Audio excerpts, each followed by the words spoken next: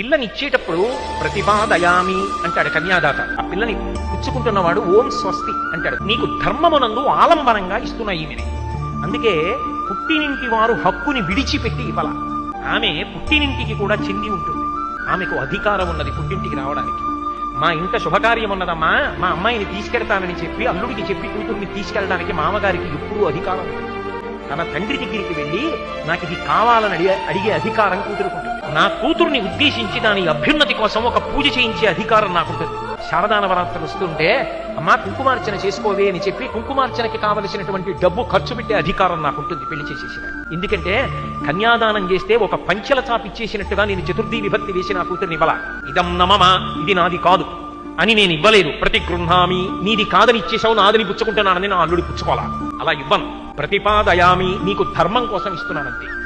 ఆమె మీద నాకు కూడా అధికారం ఉంది, నా బిడ్డ మీద. అందుకే ఆమె ఉద్ధరణ కొరకు నేను పూజ చెయ్యొచ్చు.